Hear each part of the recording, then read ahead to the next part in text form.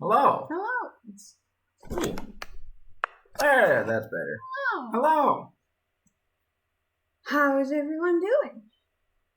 How are you? Tired? Same. This is fair. How is Dragon?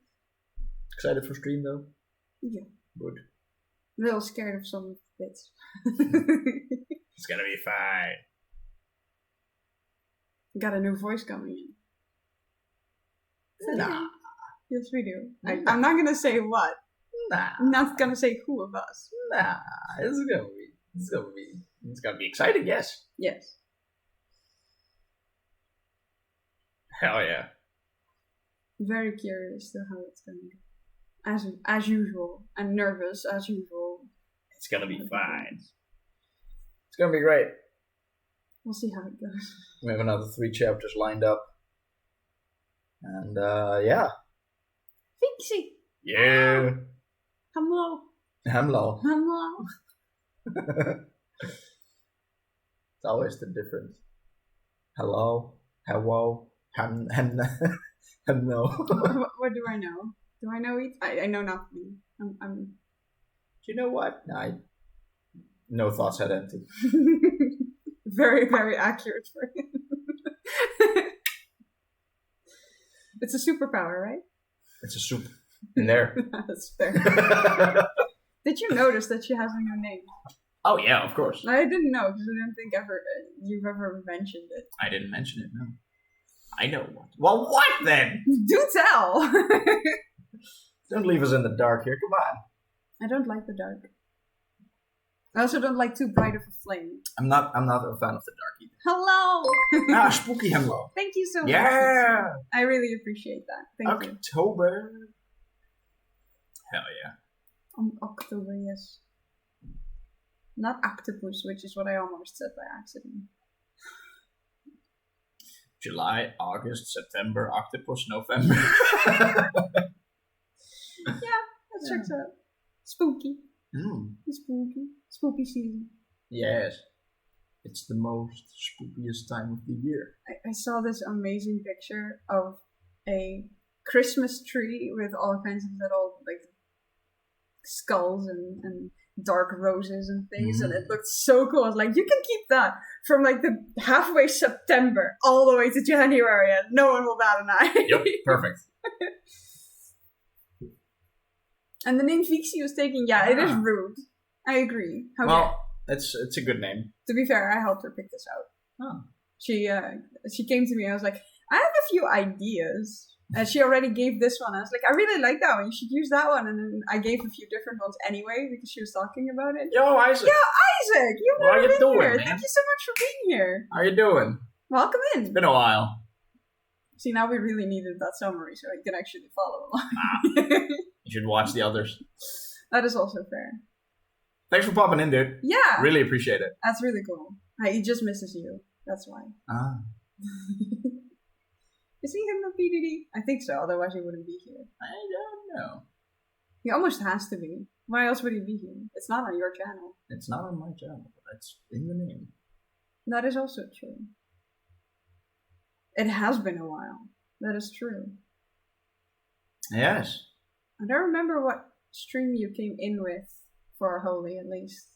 I mean, this is the first one here, obviously, but I don't remember what I don't know either. Might have been one of the Mario ones. Yeah, either the Mario ones or the... Zelda. It's like, oh, That's well, the two biggest franchises you played so far. it might be in one of the 20% of my streams. Oh, it might be in the other 20% of my streams. Or it's in the other 60. I don't know. I mean, the 60 is Mario and No, I mean the combined. 20 is Mario and the 20 is Zelda and the 60 is the rest.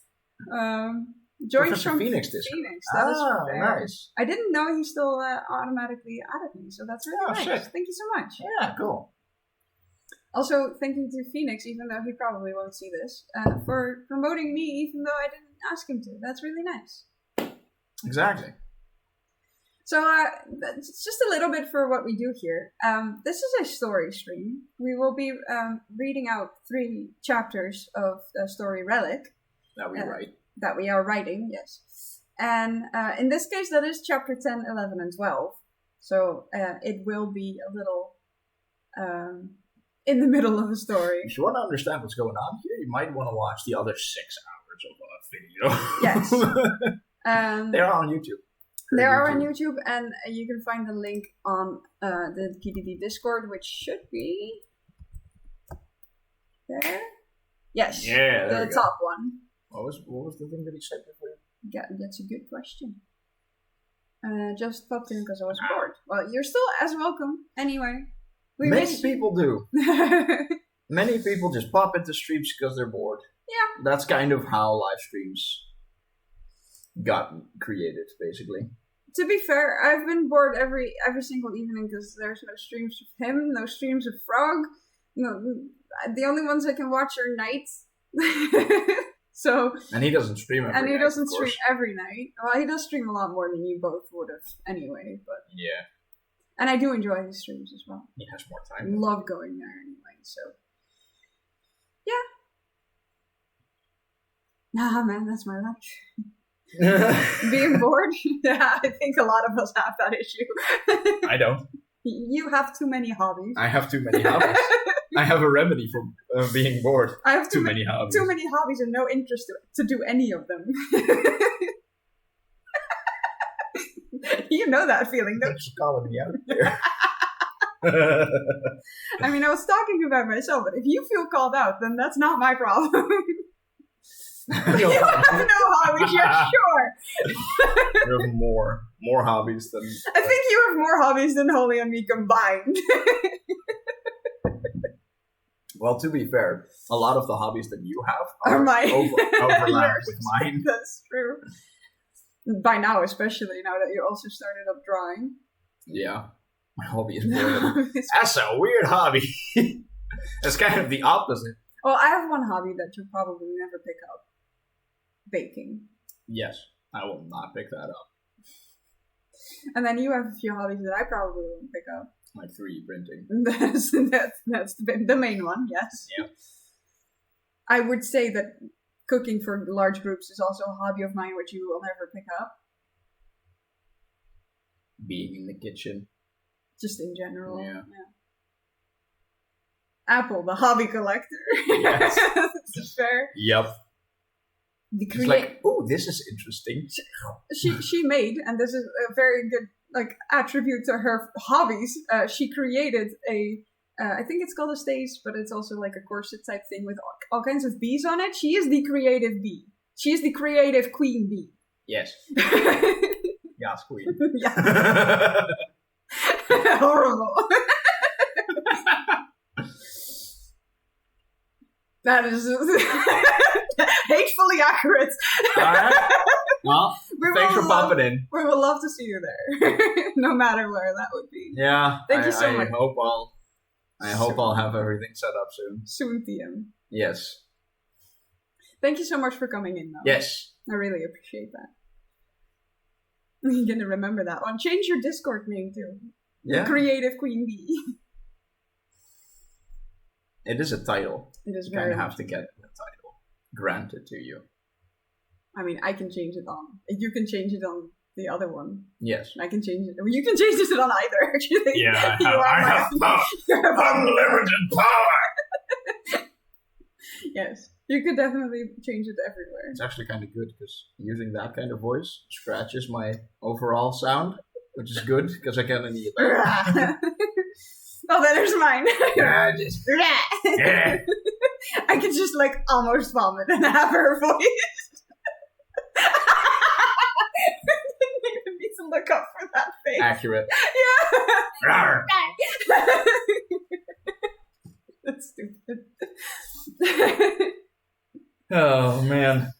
So not even 10 minutes before stream, I realized that I did not make a summary for this stream. So did you watch the last one? So I hope you guys watched the last one. Did you remember for 3 weeks? Did I? I can tell you one thing that happened. I don't. You don't? I can't. We met someone new. Watched? Yes. Remembered? No. It's like, not sure. Okay, well, I think the biggest thing that I do want to reiterate that we did actually do in the last stream is meet the new lovely Valentina. Oh, was that last stream? That was last stream. Oh. Hello, Rob! Welcome in. Thank you so much for coming. Hell yeah. That's the second one coming out of the blue. Oh my god, it's a Holy. Yes, it's me. He's always on my streams. Yes. Was that the one before? No, I don't think it was. What?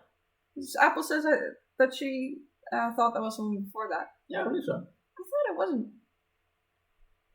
Well, then it's gonna be Wild Ride. I have no idea what happened.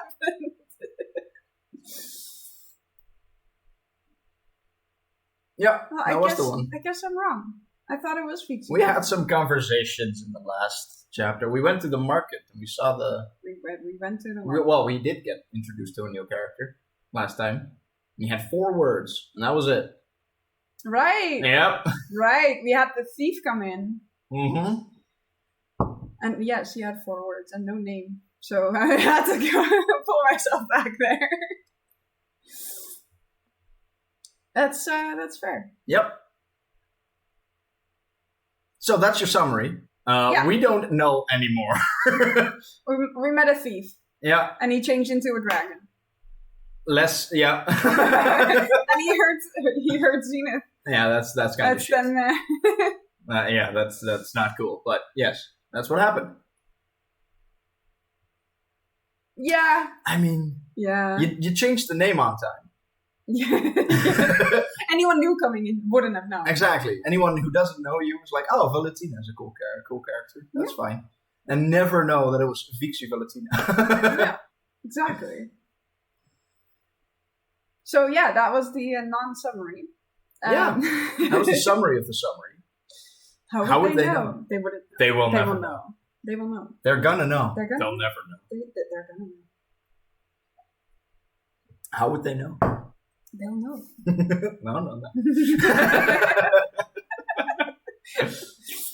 No. No. Any case. Are we ready? Are we ready for chapter 10? A lot of talking again. Good. The OGs will, yeah. Yes, exactly. We're ready. Let's get started. All right. Let's get it started. Almost. There we go.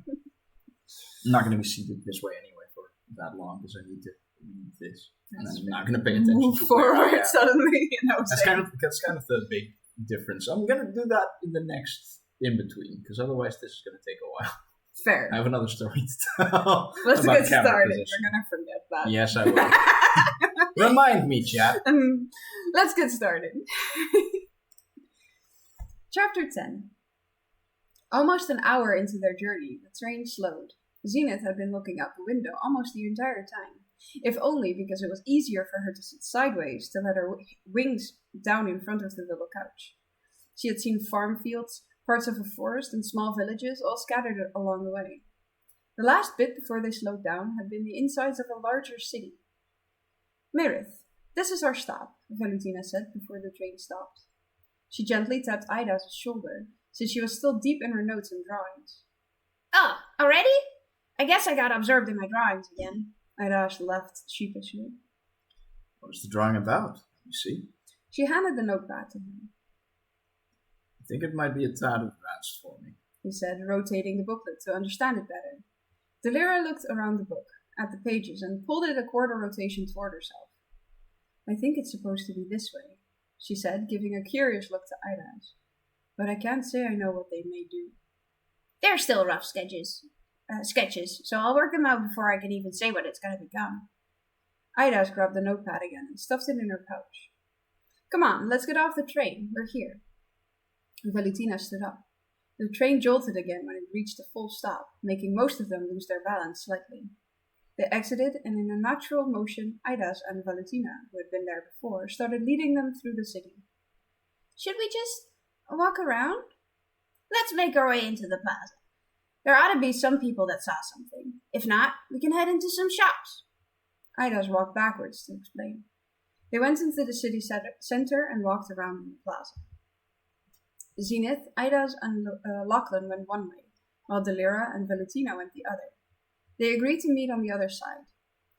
Once they had talked to several people, they reached the other side almost in the middle.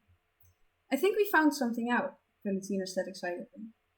Let's steadily walk to not attract too much attention. Lead us there, Lachlan said, following closely behind Delira and Valentina. Valentina and Delira walked ahead of the others, towards the outskirts of town. They could hear loud booming noises before they even came close to the commotion. There was a large beaconed-off area that was clearly marked for construction. Can any of you see something? Ida stood on her toes, stretched as far as she could go. Zenith pushed herself up into the air and looked over the markings. On one side of the building, clearly nervous, she saw a crowd of people in construction clothing. Zenith touched back to the ground, about to relay the information. A booming voice came across the field. The boss, they could only assume. How Dithley? You're a day too early. Demolition isn't planned until tomorrow. He yelled into the building. It was loud enough for all of them to hear. A scruffy-looking man ran past them as the words were called, and as the words were called, he looked up. That's not me. Then who in the underworld's blue fires is making this ruckus? Someone made it onto the construction site unauthorized and is wrecking shop in your area. Find them and stop them, Dithley, or it's you who turns up for this. What am I supposed to do about this? That can't be anything. There could be anything in there. I'm doomed. The scruffy man said to himself. He was already rushing towards the opening in the fencing. We can help. I appreciate that, kiddos. But this is dangerous stuff we're dealing with here. Plus, it's my job and my responsibility to secure that area. We have the papers. The name is Mido. I'm an acquaintance of your boss, and as long as my partners are under my supervision, we're allowed to enter a construction site to look around. I would consider this looking around. I guess so.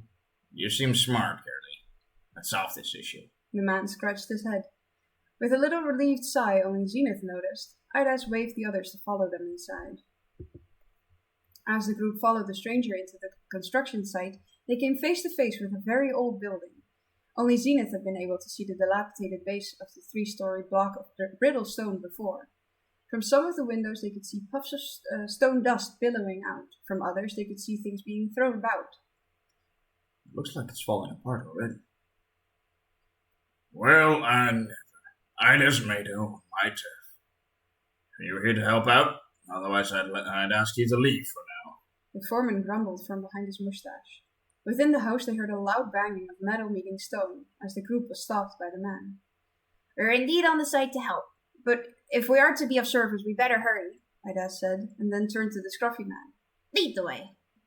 He ran into the building with the group in tow.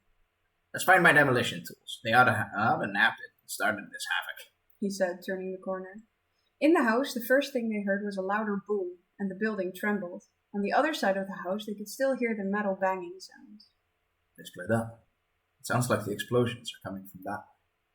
We should deal with them first, before the building comes down. Maybe we should split up too, Zenith said, looking towards the metal banging. If it is what we think it is, we have only one way to stop them. Are we speaking in riddles or something? You seem to know what we're up against. It's hard to explain. You'll know when you see them. They're dangerous, however. Zenith nodded at Delira. She was right. They only had one way to restrain the imps. How many are already in there? The tablet said there was a limit, right? She asked softly. Meanwhile, they moved slowly through the house, as not to attract too much attention and keep some element of surprise, perhaps. Another loud boom rattled the building. We're getting closer. Stay close. The man crouched down as he spoke. They eased forward. Idas held the stone firmly in her hand. A warm glow emanated from it. As they turned a corner, one of the imps was sitting on the ground with his back turned, prodding at something. Idas lifted the rock, and just like before, the wind blew up. A vortex opened and sucked the creature in. Where did it go? And what was that storm just now? I demand an explanation before I risk my life here with these monsters. The man stomped his foot down.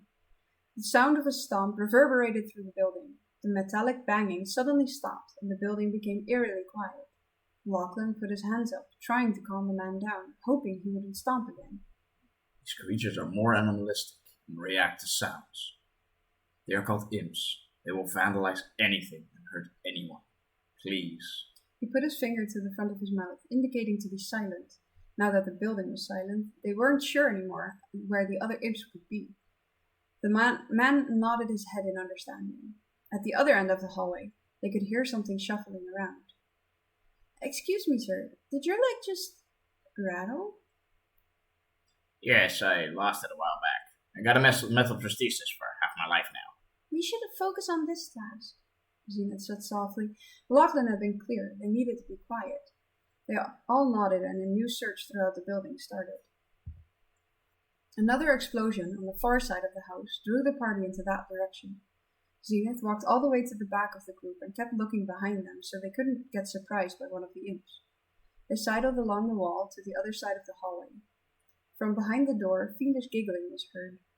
Idas, in the lead, clutching the rock in one hand, opened the door with the other. It creaked and moaned loudly through the silent house. I can't see a thing. Well, I have a flashlight strapped to my head.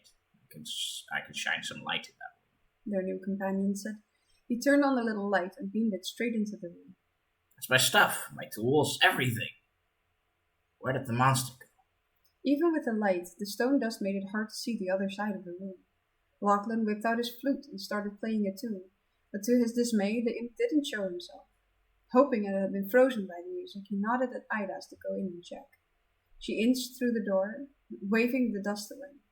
When it started to settle down, she found herself near the other end of the empty room. There's nothing here. What? That can't be the case. We heard something here. Lachlan stopped playing and stepped further into the room. A high-pitched, gurgling sound came falling from the ceiling onto Lachlan. Idas tried to aim the stone but hesitated, wondering what would happen to Lachlan if he ended up in the vortex with the imp. With a swift yet impactful punch, the imp flew off of Lachlan and into a stack of crates. Gotcha, the scruffy man said as his punch landed. He shook his fist. The beast jumped out again. It was swift, too quick for Idas to get a good aim at it. It clamped itself onto the man's leg and cackled. Suddenly, an explosion, created from the imp's body, blew up the bottom of the man's leg and threw him onto the ground. Metal parts flew everywhere.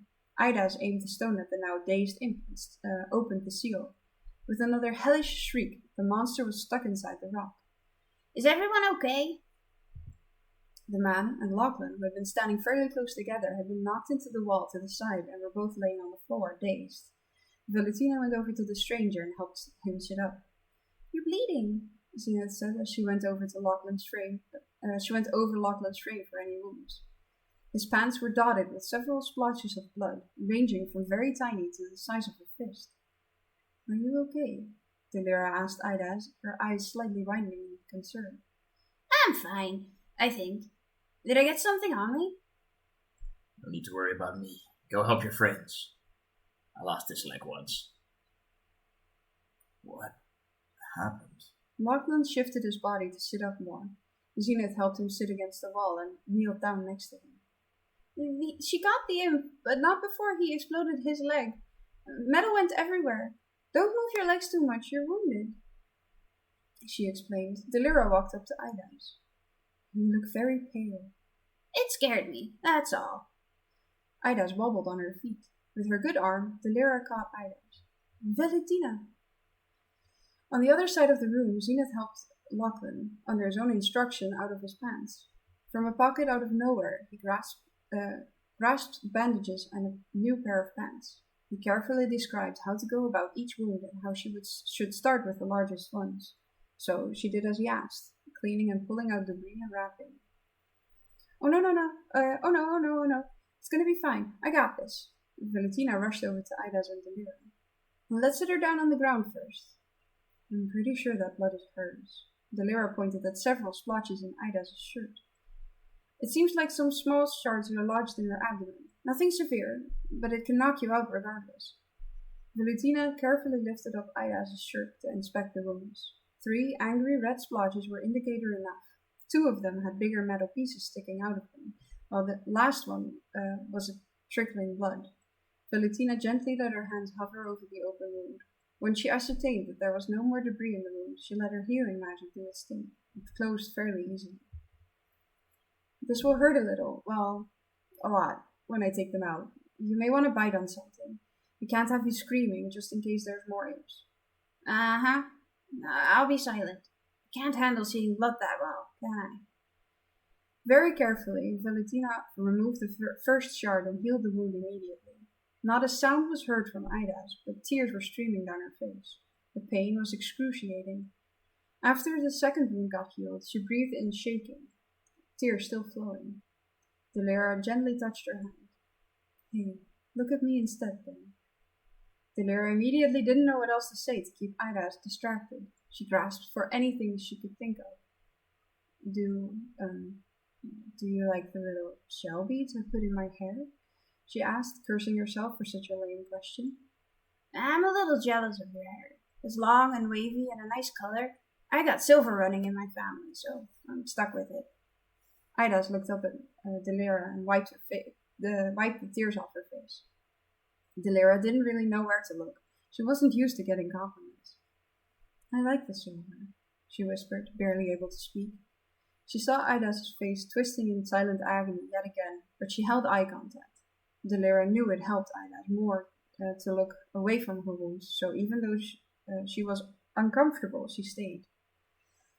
All done, Valentina said triumphantly.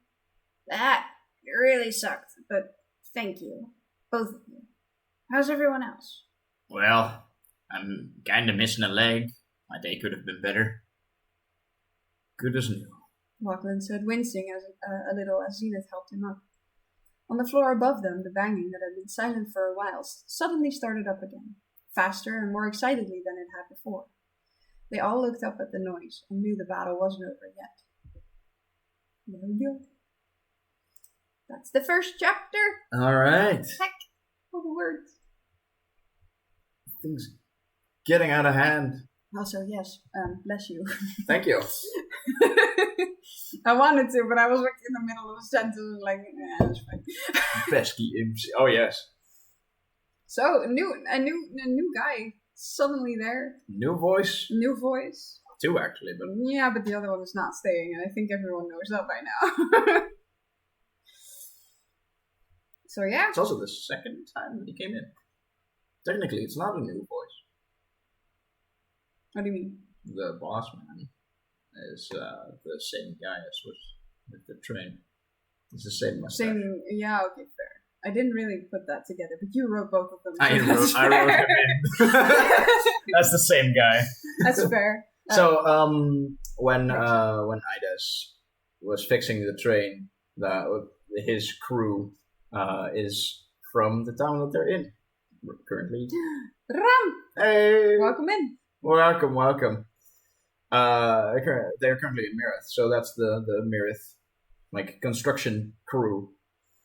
That checks out, actually. Yeah. Didn't think of that. They came to fix that train, but couldn't. So they got Idas to fix it. She's fixing another thing for them. Exactly. So, as you may have noticed, the Mirith construction team is incredibly inept. They're great. It's fine. They suck, yeah. Yeah. No, I didn't realize that. This is the first I heard about it. But I did realize that you wrote both of those. So yeah. That makes a lot of sense. It really doesn't matter. It's a little bit more background narrative, I guess. In this case, we could technically still use that later on. Yeah, exactly. We could use it as a leading joke. Over time, just more and more signs of how shit the Mirith they could literally call on Idas at some point. But yeah. I mean, Apple is right. Just hire Idas if you need something done. Yeah, exactly. It's cheaper anyway. Yes, finally awake. Hey, you're finally awake. Also, I like the little reminds Holy. Chat reminds Holy to do the thing. Do you still remember? Yeah. So what I was going to say is, I have a giant green screen behind me. Yeah. Which helps me put my camera in such a way that I can just put it on me with way more space than I would need, like all around me. Yeah. Like this screen would be my screen, and I can just stretch all the way, and you would still be able to see that in my streams. Because I have a different camera setup, I have a green screen, so you wouldn't see the borders of that camera. Technically, if you have a green screen big enough, you could green screen over the entire screen, put your camera all over the entire screen, and literally just have for example, if you play a game, you could still sit in the corner, but then like stand Anywhere up, walk you go. over, and like there. Yeah. That thing. Anywhere you go will be accessible. Exactly. That's fair. So in that case, I have my setup in such a way that I don't have to worry about where I sit and where I look. Because if I'm reading a story, or if I'm playing a game, I won't be looking at my camera every time I move. It's like, if I do this, I'm still visible. Yeah. If I do this, I'm also still visible. True. As long as I look at my screen and I look at my setup, I'm good. As long as I can basically see myself sitting in my spot, that's fine. If I walk away, you wouldn't be able to see me. And then the little bits come to mind where you literally pulled your screen down to walk over it. Yes. Put it back up and then walk away. Exactly. I've seen that a few times. Every time I needed a bottle refill. Not every time. You used your Be Right Back screen for that most times. But I think at some point your Be Right Back screen wasn't updated yet. You had to just walk away. I kind of just dipped my my Be Right Back screen. I didn't really care for it anymore. I had been used to my other setup where I just had the green screen at all times. Yeah. And I could just walk in and out of my desk setup. Yeah, I remember. And when I then moved again, I had the green screen behind me. And that was the way out. And that was the way out, yeah. I literally had this kind of space next to the green screen, where there was also a shelf at like torso height. So I would have to duck down underneath it. So I thought, you know what? That's fair. Just open the blinds to the real world. It's like, oh god, reality. Oh no! How dare! My immersion. Come here for the fantasy, not for this. So yeah, that's basically the difference in camera setup is. I mean, you also have a movable camera. Mine is literally stuck in my laptop. The only thing I can do is that. Yeah, that's the only thing I can do now too, because I have a new camera. Yeah. And that has a stationary base. It can't be rotated sideways. My old camera could. It can still go forward and backward, which my screen then doesn't have to follow. Technically, I could just point it down. So that is technically a dish, because I can literally move my screen. Yes, but I can move my camera down and still see my screen. Yeah, that's fair. So that's the basically the only difference between these cameras and the quality. You were so careful, but I know. The difference between this tiny camera that is in there or mine, which is like twice or maybe 3 times the size. Yeah, that's fair. I mean, the immersion is kind of broken the fact that we do a fourth wall, kind of breaking the fourth wall here, always. Yeah. Whereas, like, if you're actually watching someone that doesn't react to chat at all, and then something like that happens, that is definitely breaking the immersion / the fourth wall fully. Yeah. Being like, oh, I need to do this thing, and then... Like an actor. Yeah. And just walks away. It's like, wait, huh? My immersion, my background. Whereas we are literally talking to... improvising the entire time. Yeah. Well, we improvise in chat. We do the rest of it there. Most of yours, mostly. Yeah, most of yours are everything is technically improvised because you start playing a game and you never know how it's gonna go. Yep. Whereas we know exactly where it's gonna go. I still mess up words. I realized that I did the pieces thing anyway. There was a sentence in there that went that there were two pieces of metal in her abdomen. Oh, And right. it's like That's 2 fine. each a piece. Yeah. I said it wrong, but it was. It's whatever, honestly. You It's guys the way knew you what I read it. meant. Yeah, exactly. I did a sentence wrong as well, and I didn't care.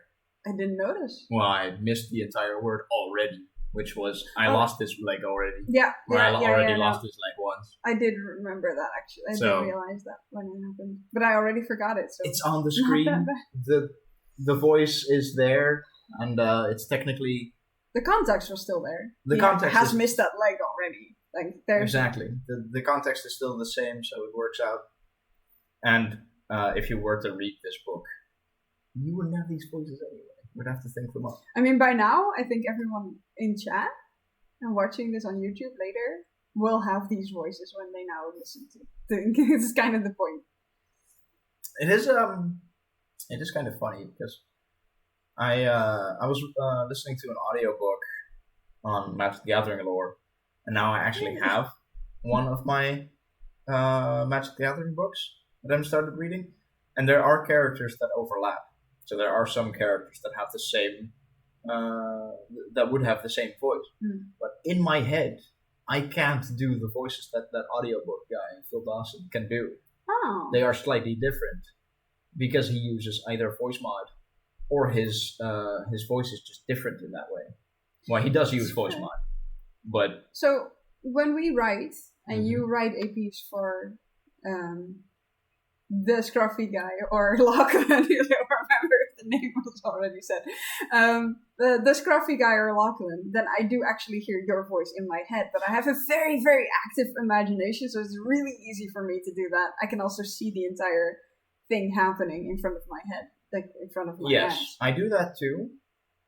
But with that, with the book that I mentioned, it's slightly different because I basically read to myself. Yeah.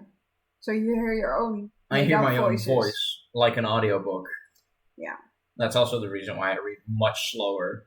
Well, I know one name that has been said, but the name that we end up on hasn't been. But the foreman definitely Yes, yelled Aldetley. Aldetley. Yeah. So the voice that I have for certain characters are different from the voices that Yeah. VA does, and it's impossible to For me, it's just easier. Yeah, it's great. yeah. I wonder who came up with it. you Me. oh I um, didn't know. but no, that's fair. We were brainstorming, but yeah. For me, it's just a name. Like this has been chosen. Okay. It technically came out of me and helped with a name generator helped me with giving names, and he chose. So yes, technically both. Technically neither, because it's a name generator. It's still a choice. All of the above. It just hasn't been. It didn't come out of the mind. But Yes. it's still a choice. The rest of it did actually. That was definitely me. What it ends up on is definitely me. But yeah, I mean, especially Apple. I don't know how much you have that, but especially Apple will probably recognize this. When I read a book, aside from the fact that I do hear my own voice narrating it, because I do that. Right now, I started having your voice as the person talking as a male. Mhm. Most of the times. Like right now, I'm reading a book with a character that is very much like David, and I will hear his David voice. I can't help it. It just happens. It's there. It's there. And It exists. that one. Yeah. But I also, and this is the point where I think that especially Apple will recognize, I have moments where I'm reading. I do not see letters. I do not see the words on the paper. I see an image. I see the full scenes play out. I am reading. I am very much reading the words, but I do not see letters. And I can't stress enough, there are no words on the page. I just see a movie in my head. And not everyone has that, and I can't imagine not having that. I have parts of that. I I expect see the scene, but I need to read the words. I only have that when I'm very immersed. It's not always difficult seeing the scene. I can also still imagine that, because some things just aren't said. which you need to fill in, and if you don't have that fill in your head, then it's really difficult to see a full scene. But you can definitely see the thing play out in that moment, where if a book is written well enough, I will have multiple bits where I can see the entire thing as a movie. That's fair. Yeah. I like descriptive stories, but I don't like too much detail. Like, if you start reading The Lord of the Rings, the first entire page, I believe, was like an explanation of a scene of how it looked. I like details, but not that much. Like, there's a point where it's too much. For me, at least. I realize that other people do enjoy that, but that is very personal. Everyone is very different in that. I write the way I prefer it, so you guys get to see that too. Yeah, that's fair. I do too. I write the way that I prefer it. We are fairly on par by now. With most, in detail, it's fairly similar. The biggest difference is that I prefer to write eloquent words, big words. All the big words are his. Yes, if you see a big word in our story, it's just most likely. There's one coming up. There's a sentence that's coming up, and when we did the walkthrough, I was like, "That's one of yours." Yep. So, I like big words that, like, sort of end vague. They don't have to make all that much sense. There was one in the last chapter that was like, when we did the rehearsal, you were like, does this make sense? The sound fell from the ceiling? Yeah. We kept it in. Yes, because it makes sense. In the sense that it is a sound that came down. You hear it, and then something is coming down. Exactly. You can't see the thing that is coming down. You can only hear that the thing is coming from the ceiling. So if I would have written that, I would have written it in a way that they heard a sound, and then something fell from the ceiling. Yep. Which is different. But I kept it in because I didn't really care in this case. Whereas there was another bit that I did care, and I needed to change it because I didn't think it was right. Where you think it was. Yep. I don't remember. It's coming up somewhere. But... that was also another thing. It was like, you wrote something. I was like, that's not right. That's fair. And then we fixed it. That's fair. That was a question. That wasn't a question. Remember that one? I think so. Is it also this string? No, I think that was like... more beginning. No. Way further ahead. Oh, okay. Yeah, no, that's fair. I don't know. I don't remember. But there might be. That was the question that we asked Liz. Like, does this work? And she said no, it doesn't work. Right. Yeah, I missed a word. Basically, In a way. You made a statement and then added a question mark. Yeah, and both and were if like... you switch up a couple of words, then it would work perfectly. Yeah. But in the way it was, that didn't work. Yeah. But that's a way of writing. And in some way, writing is a lot of like how you would talk yourself. In my speech, I use a lot of difficult words because I prefer that, and I do that in writing as well. Yeah. And you also sometimes just make a statement and add a question mark. It happens. Yeah. Checks out. I do that too. I was like, Tuesday. Right? But that makes it immediately question. Yeah, if you add the right. I mean, it was in speech. I think it was Zenith asking something. It was, yes. So technically that would make it immediately right, because it can be anything. But I do understand why people would want to make the clarity, which is why I changed it before we even asked Liz. Yeah.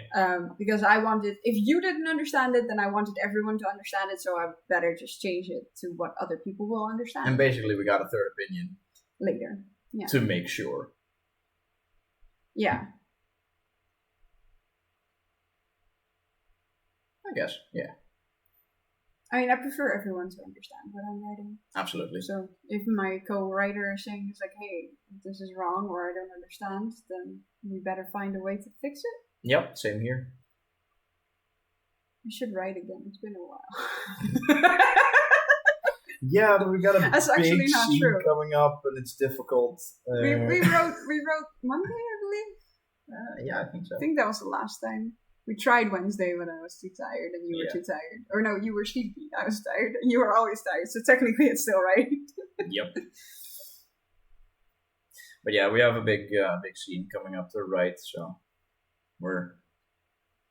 I am trying to find some inspiration to I actually write. will help you. I also need to be able to. So not everyone knows this, actually. He's probably the only one that knows this at this point. But I've had 2 really bad weeks where it just went up and down with my mental state. Where some people will have seen bits and pieces, but he has seen the entire picture. And he mostly sees that because whenever I do not feel okay enough to write and I am scared that I will not write as well as I can, we will, instead of writing, still chat. We have some chat instead of writing because we focus on quality. Yeah. It's our books are the best thing that we can produce at the time. Yes. And you will notice that over time, the books that we write will get better because that's the experience. But the quality of our writing and paragraphs are the top quality that we can give. Yeah. At that point. Quality is more important, absolutely. Like, you can force yourself because you want to write. But if the quality is then lacking because you can't, then you shouldn't have written that part. Because in that case, like, how bad do you feel about not writing? And how bad are you gonna feel for throwing a worthless piece of writing away and starting over? So, but we still have like 24. So we're still like double from where we are right now. We're going to be at the end of this stream. Yeah, what chapter are we? We have started 25, I think. Yeah? Oh, okay. I believe. It's hard to keep track sometimes, for me at least, because I write in a different scenario. We write in WhatsApp, and then I put everything in the actual folder, or in the actual document. Yeah. So he doesn't really get to see all of that. I usually say it when I do go into a new chapter, though. Or I tell you where I changed, but also there's like 5 chapters that are now missing in... Can you show me anything? There it is. Oh, we're actually at 30. It's fine. So like at 30 or something. 29, so we're probably in 30 right now. Sweet. 29. Perfect. Then I was like... But there's at least... 25, definitely. But there's at least 2 or 3... paragraphs that haven't been put into the document yet because I haven't touched my computer in 2 weeks. So I'm gonna have to see where we actually are, but we are 29 in the document right now. Yeah, so 30 something. Forcing yourself despite feeling unwell isn't ever as good as when you don't. Exactly. That's basically how we go, and it's more often me than him saying no. Whereas this Wednesday, I was like, I don't know if this is a good idea. And he was like, well, I'm sleepy anyway. I just almost fell asleep. So maybe not now. I was trying to read. And I got, I think, 3 pages in. 6. Well, yes. 4. And then by the other 2, you were getting sleepy. That's what you told me. You read 4. I was 4 pages in. And struggling. And then struggling through 2, which I think it took me 40 minutes to read 6 pages. I do think that if we started anyway, if I didn't say like I don't feel well or I don't feel well enough to write, we would have written. And you would have been fine. Yep. Mostly because when you write, you use a way different part of your brain. Yes. And it's a way more immersive thing than reading for chill. But basically, we're working when we're writing. Like, when you're reading, you're doing something to relax. Whereas when we write, we have a lot of fun. So it's not work, like not active, but it's still very immersive. It's very active in what you need to do. Yeah. It's like, where do we need this to go? Where do we want this to go? How do we get to where we need to be? Yeah. Which is basically where we are stuck right now. How are we getting from this point to that point? Because the plan is set, but is it going to happen that way? Yeah. We need to go from point A to point B, but the entire road from point A to point B is bumpy. Unclear. Oh, foggy. Okay. This checks out, actually. It does keep you awake. Yes. And yeah, it is like work. But it's also a hobby. I mean, it's the same way for you, I think, at least the way I see it with your actual work, where you like doing it enough, where going to work doesn't feel as much of a chore as it would be for me, where I don't like going to work because I have an awful boss. Mm-hmm. Where I do like my job. Like, if he tells me, like, hey, can you do the plants aquariums? There's like water plants that also are in a big tank. It's like, can you clean those? That takes me 4 hours. That takes me an entire workday for me to do. But the moment he asks me to do that, I am happy because, one, I won't have to deal with him whatsoever. So that's a big bonus. I get to do something that I really like because I tend to really like working with water in general. Like, I realize that I don't like showers, and I've told everyone that by now. But working your with... face doesn't like water. That's fair. Working with water is actually something that I do really enjoy, especially when it's really warm because the tanks are cold. Mm-hmm. And then it's also extremely satisfying to see how it looks. I've shown you pictures of how it goes from brown to white. It's ridiculous. And that is just a very... what is it called? Satisfying feeling. Uplifting. No, I think satisfying. Like, I was gonna say oddly satisfying, but no. I think it's just satisfying, like the way you would feel when you clean something that has been gross for a while. Yeah. It's just really nice. And this tank that gets that dirty in 2 weeks, so I get to do that every 2 weeks or so. So that's kind of nice. Also, knowing that the animals are back in a clean cage when you clean all the cages out, it's just that kind of work satisfies me. That makes me happy because it's fun to do. I just wish that the rest of my work didn't suck as much. I wouldn't be happy with that work. No, I can imagine. But you wouldn't be happy with mine. Less bad than the other way around. I actually do enjoy working on the computer. I do enjoy working on things like that and seeing. I think I would be more of a front end person than a back end person. Mm-hmm. Because I did try a little bit. I'm gonna start tomorrow at my new job. And I'm gonna be... Round of applause for Holy. You got a new job. Yay! No one knew that yet. Come on. Just dropping that. Why not? Did no one know? Not a lot of people. Some people in the local family, but not everyone there. No. Oh, yeah, I guess not. Right. So, he got a new job. Yay! So I'm gonna start tomorrow. But I work in an office, and I'm a front end developer there because we have a backend developer that knows front end. We have a full stack developer, and we have myself as a front end developer who knows backend. So we all know all of the parts. But one is focused on back end, and one is focused on front end, and one is focused on cleaning up the rest. Mm. So it works really well. It's going to be a real team effort then, yeah. Yeah, exactly. That's good. Yeah, and I'm really looking forward to it. There's one thing that I'm kind of hesitant that I'm like, I don't know if this is my thing, but I'm going to have to because I'm going to work on a MacBook. I will get used to that fast enough. I'm sure I will, but everything's got to be new, and I don't know the shortcuts on a Mac. That's gonna take you a week, and then you're fine. Yeah, probably. I know for sure. I've used Linux. I've used Windows for a whole lot of years. But yeah, there's like MacBook is like the middle ground of like Linux with everything open and you can do anything. And Windows is just set.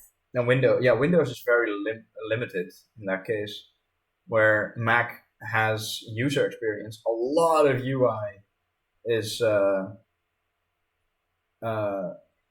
and UX is like big in Apple products in general. And then you also have the console and the terminal to just do anything you can't do in user interfaces. So, yeah. You'll find out tomorrow. Exciting. Yes? You'll be fine. It's gonna be fine. And it's also a really nice place. They have an outside area where you can just chill, and it's like all green and stuff. Nice. Wooden balcony, really nice. All flex desks as well. So you can sit wherever. It's gonna be great. I'm really excited for it. I'm also really scared to start, but No, I'm really excited for it. I will definitely ask you tomorrow how it was. I'm sure it's gonna be good. I'm sure I'm gonna be overloaded with information again. Yeah, like last time. Yep. It's fair. But yeah, I'm excited. Good. It's gonna be good. Yes. Oh yeah. It's also a small team, so that helps too. Not a lot of moving parts to take into account. Yeah, Just the 3 people. Yeah, so my team is basically 2 people and me, Which is 3. which is 3. There's a project manager and the boss, and I think it's a total of 12 people that work there. But I don't know if that is all in my circles or if that's the other company that is in the same room and shares a lot of work. Fair. It's like it's split up in like we have development and marketing, and they are 2 different businesses. So I don't know if the total is 12 people or if the development side is 12 people. Fair. But I'll figure that out, I guess. There's also overlap where some do both and some don't. So that's, I don't know. I think you'll do fine. Sure. It'll be fun. Excited. Also excited for chapter 11. Finally. Nice segue. Chapter 2 of 3. We're an hour in. We have finished 1 chapter. It's fine. That means we have like talked for 45 minutes. It'll be We fine. do a lot of talking. I mean, you missed this, so it's fair. You finally get to do this once every 3 weeks. Exactly. Otherwise, I would have streamed a game It is good talk. I agree. and just constantly talk. And I have like 3 hours of conversation where a game is in the background. I don't contribute to that conversation at all. No. It's the entire Sippy, chat that's log. Great idea. Do you still have Sippy? I do not. I shall fill it up before we start. I don't know. There you go.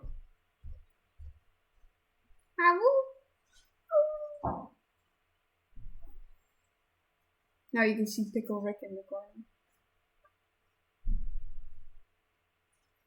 And the little jar that Momo made me. It's even higher than... It's very cute.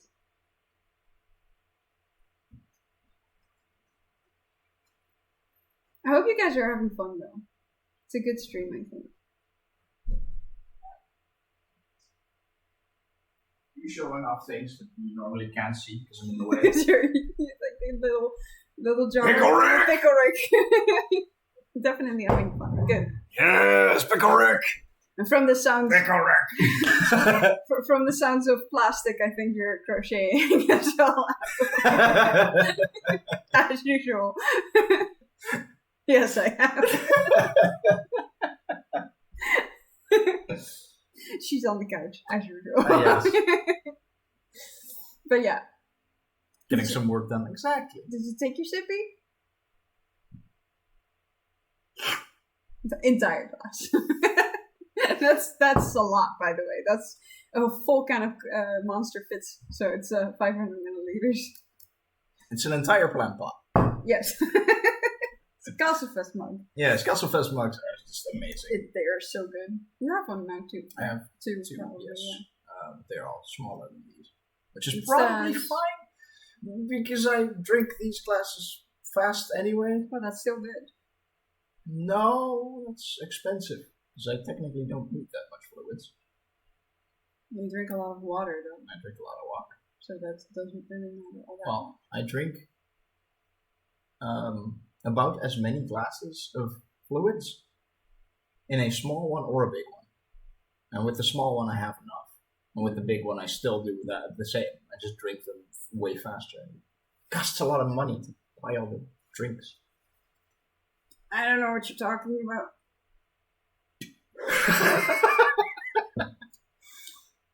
That would have been bad. That would have been very bad. That's why I was also this far off. Just to make sure. Like, I am clumsy. Your, like, shock could have done something. Yes, I made sure. That's fair. Let's get ready. Let's get down to business. Let's do this thing. Let's get down to this. Now I have that song. Of course he needs to bully. He doesn't have a chance to do that often. I never bully. Yes, you do. I bully as often as Dragonwolf is not innocent.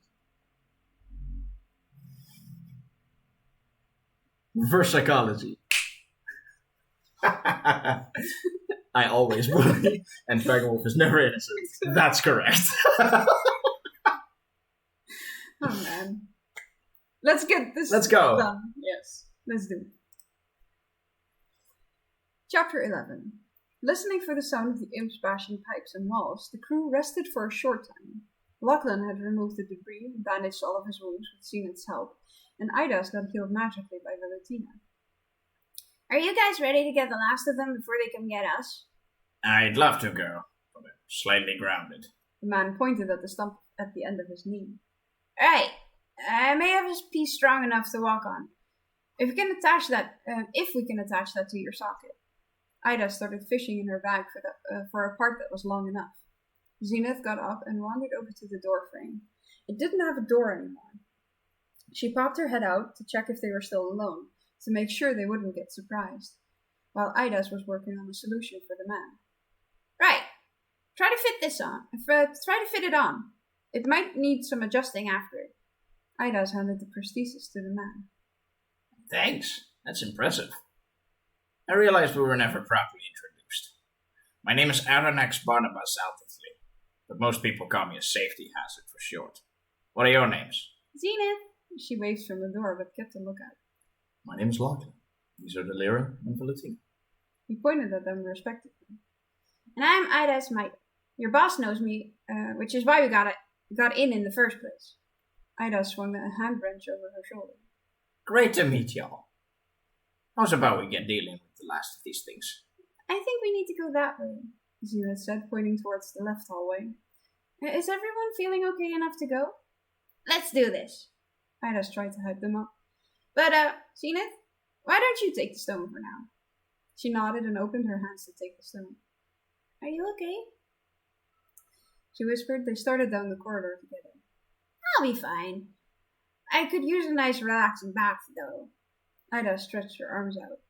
Well, I haven't had a bath before. But they closed in on the stairs. The bashing sound became louder, so they became quiet. The group crept up the stairs as quietly as they could. When they reached the landing, the sound of bashing was extremely loud. Metal on stone, metal on metal, it all reverberated through the echoing house. You're doing half my work for me. Are you sure we can't leave them in there for a little longer? These creatures are a danger to us and others. They need to be captured. We could stand here discussing, or we could make it happen. Zenith looked over at Ida's, silently asking if she was ready to rush the room.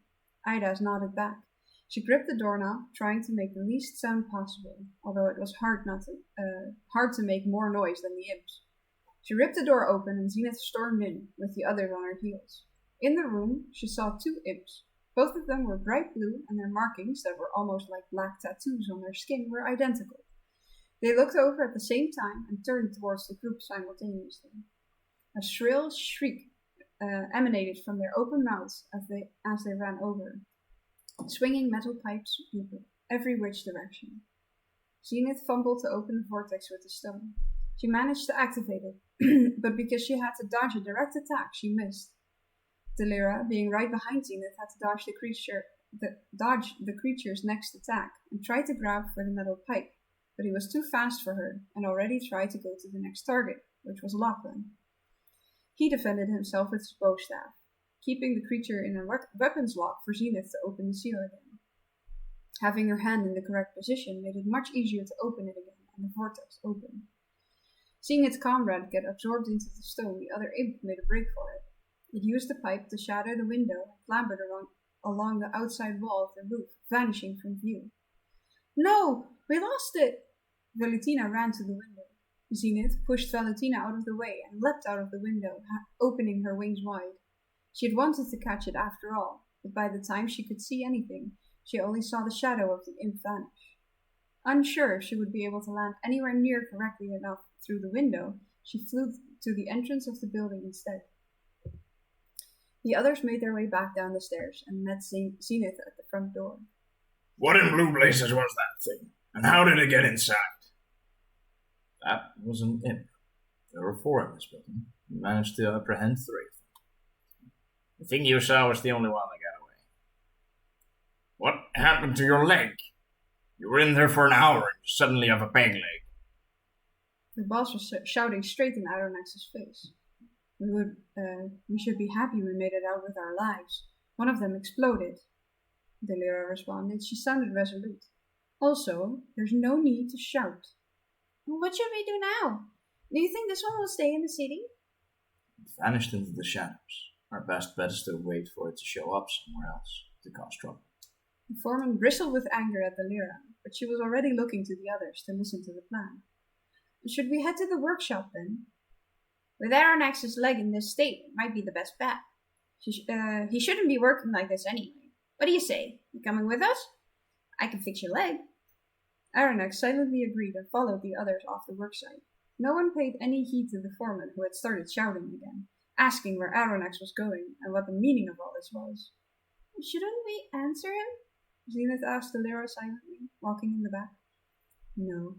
People who shout like that usually don't deserve an answer. Zenith contemplated this and nodded silently. They walked back to the train station together and took the first train back to Tarlan. As the group got back to Tarlan, they immediately made their way to Idas's workshop. The travels had been rather silent, after wounds and a lot of walking and exertion. I heard you mention that the equipment in the room we had been in was yours. Lachlan said to Aronnax, looking at the several bags around his shoulders. Can I ask what your purpose was at the site? Zenith and Lachlan both took a bag from the man to place in a clean corner of the room. I'm the explosive expert on site. You need something go boom? I make it go boom. Cool! Now I get why they call you Hazard. Well, why would it need to go boom? We've been asked to demolish it so they could build something new in place of that rickety old building. Zenith nodded, understanding it better.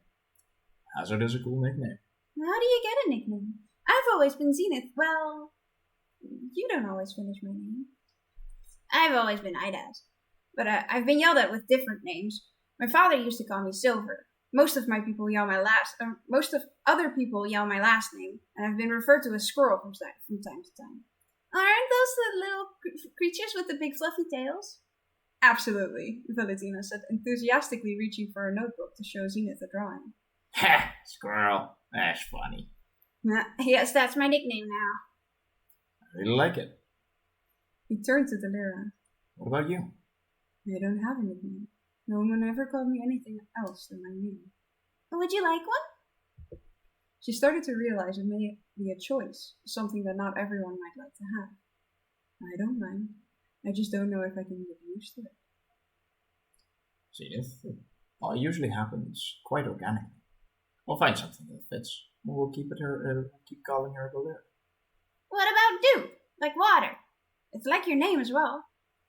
I do like water. And we could try it out. See if you can get used to it. What about you, Valentina? Would you prefer V or Tina? Idas leaned in from across the table. Then I definitely prefer V. But I'll listen to either. Usually I'm distracted enough that I barely hear my full name anyway. That leaves Lachlan then. I don't have any nicknames. He put his hands up defensively. I don't mind any, as long as I realize you're talking to me. Let's find one along the way. I'm sure we'll come up with something. We sound like a veritable superhero team now. Isn't it amazing? In a different land, I read a long time ago, Loch actually means lake. You seem like a steady presence, commanding but calm. I think it fits you. Sounds good to me. It's a shorter version of my name. I like it. Lachlan smiled at her, and she smiled softly. Well, Loch, would you be willing to give me my first cooking lesson? She asked, looking at the time. The travel and adventures of Mirith taken most of the day, and it was already past the normal dinner time. He grinned happily and beckoned her into the kitchen, where he started to explain what preparations needed to be made. Dinner was served. Steamed vegetables in a creamy soup was enjoyed throughout. Hazard was the first to finish his bowl. Like a famished coyote, he scarfed down his food with no hesitation. There is more if you want, since you seem to enjoy it. Lachlan waved the ladle at him. Enjoy it. I don't think I've had any better. Hazard wiped the corners of his mouth on his sleeve and refilled his bowl. Lachlan didn't miss the little proud smile that played on Zenith's lips as he winked at her. She had helped him with almost every step of the process and was really proud with what they had made. That's why I love cooking so much. Her smile broadened. Hey, Hazard, about your leg. Are there any design directions I need to follow? Idas put her bowl down and grabbed a sketch pad and a pencil. As long as it's the right size, has a foot, I'm all set. It needs to fit your boot, of course. And since you wear shorts, I don't have to draw that part. Cool. Where do you usually get your new parts if they break? Most people had finished their food, so Delira, Valentina, and Zenith cleared the table. Zenith and Delira started on the dishes together, while Valentina went to write down her new findings on the imps that she had now seen more clearly. There's a biomechanic a couple cities away from Mirith. Suddenly, Ida stood up without saying a word and, while staring at her notes, dove into the nearest crate of parts to find some she could use. Seems like she has a vision of what to grab. I wonder what goes on in there to make these puzzles work. Lachlan looked at Ida's, intrigued on what she'd pull out of the crates next. Funny enough, this is how most mechanics I know function. They scribble on some paper, scavenge for random bits, and turn it into a work of art. I just find the nearest support pillar and blow it up.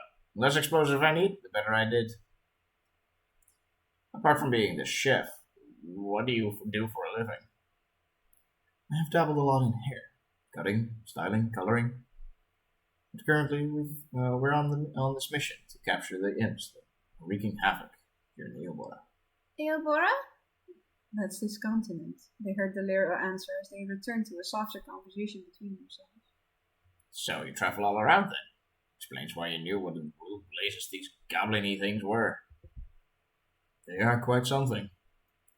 We have captured 7 so far, and they appear to have several different shapes and sizes. They also seem to be able to do some form of magic or adapt. The one that blew up your leg seemed to have been playing around with your tools first. They had been strewn about everywhere. They don't all explode? Dang, I was starting to like the buggers. Can I have your prosthesis socket for a bit? You'll be tied to that chair for a little while. Idas asked, completely absorbed in her work. No one had realized how quickly Idas could work. The shin and calf were both completed. Some wires stuck out of the ankle and some plating was missing from the foot. Heavens, lady, you sure know how to build these things fast. You a biomechanic by trade as well? I'm not a biomechanic. I do every mechanic's job to keep this family business afloat. Doing everything makes me versatile, keeps me thinking. She tapped her head with the pencil. This was rather fast. Well done. Lachlan said as Hazard fumbled with his prosthesis. The socket fit snugly in its place, with the wires all connected and the plating done. Idas placed the leg in front of Hazard on the floor. With a click, the socket snapped together. When he realized how well it worked, Hazard started thanking her. When she waved the thanks away, he started asking her questions on how it worked and what she expected him to do for maintenance. She happily dove into a larger explanation that didn't end until they all agreed they would have to get some rest for the night. Chapter. Words! So many words! That was a huge bit of explanation with the imps, and my brain was like, I need to get through this. I tripped up like 3 times. It was quite a big block, but it was yeah. So you'll notice some of those blocks of text, especially when it's all action. It's mostly him. Yes, so that is what we refer to, or what I personally often prefer to use the term action scene. Most dialogue is Key's work, and most action scenes are mine.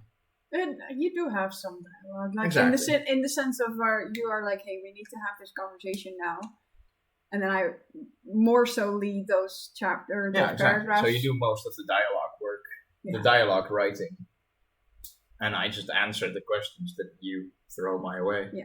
And with action scenes, it's mostly my work, and you sometimes have some words in between or some other direction to go into. It's a good dynamic because we're both good at something else. I think it works very well in that way. And especially when you realize that in Halo, most of you have seen it by now, he didn't really start writing, aside from it being at the end of the book, like it's chapter 40-ish, he only answered my questions. That is how he started writing. Yep. And then at some point I was like, well, you could try and throw in a little bit more like surroundings, details. Like yes. We just did like describe that you need a little bit more details. And from there he realized that it's actually way better to write what is happening on screen. Yes. For him than the words that are coming out of it. Which is kind of fair because you have issues talking. I have big issues starting conversations, and the thing is that I have a huge issue with starting working on a blank slate. And that is the same for example, drawing something. I have a huge piece of white paper in front of me and I cannot start because then whatever I think of is just blank. Same for starting conversations. It's a blank slate. You start with something, can't do it. That is also the reason why I don't write in Google Docs. Is because I have a huge block of nothingness that I need to fill. But I can't.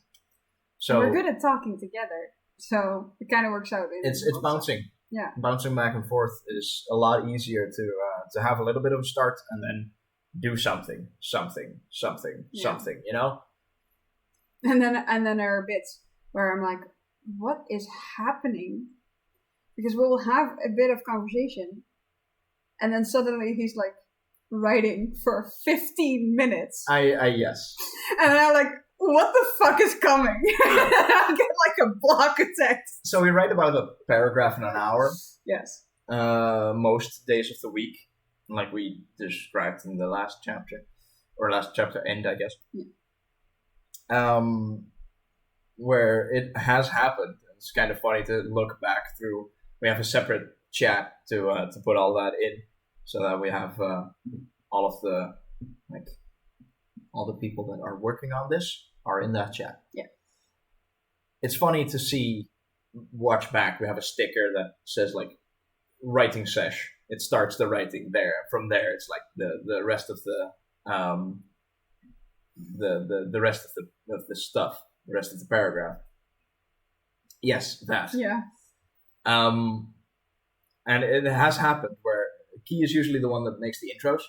So the intro to the chapter or the paragraph. I'll start typing. I don't even do the emote because I know he's going to. Yes. So the moment he sees me typing in there, when I said like, yeah, we can write today, I will start writing sesh. And then he will put in the little writing sesh. Yes. So I remember one that was really funny to see because that was a paragraph that was written in 7 texts. Yeah. So it was. That was you. An intro, me. Key's answer, me. Like Key's answer, 3 tiny answers. I had like and then ending. a little bit of an intro.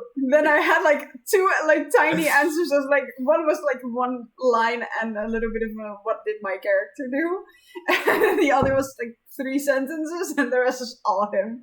I was not feeling great that day. You weren't feeling great that day. It was also an action scene. There was a lot of my side to throw in.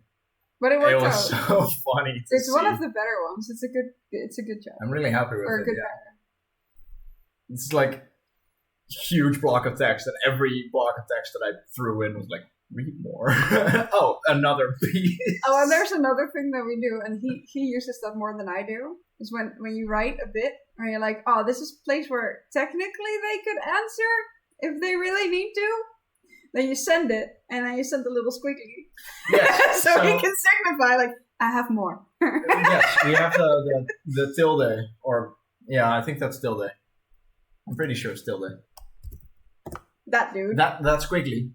To indicate, like, I can continue, but I also want either your feedback or your side. Yeah.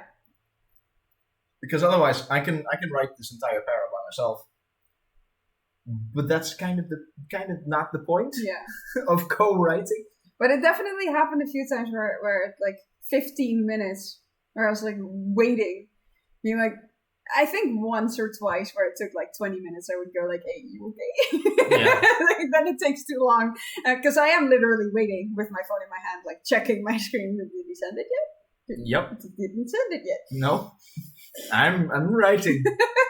Only more text.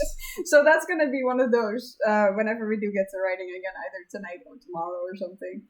That's definitely going to be one of those. There's a huge action scene coming up. It's one of the bigger ones on the timeline that we need to write.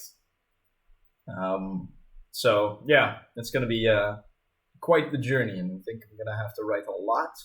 I mean, I'm happy to help. But I'm happy to write it. We'll find a balance. Yeah. It's mostly getting inspiration on, like, how do we do this? Yeah. Because with all the other action scenes, I have a vision in my head. And this is the vision that I need to describe. This is what I need to portray. Well, then there's a good chance that tonight is going to be a chatting one, where we go through how we're going to lay out, like we did with the band. Yeah, storyboarding. We do a little storyboarding. I think storyboarding should be... Which for a day like today is probably good for me. Probably good as well. Yeah, I think before we can start... I actually, now you say it, I realize it's probably a good idea to start storyboarding for that part instead of chatting at some point. Because then we don't write, but we also continue. Yeah.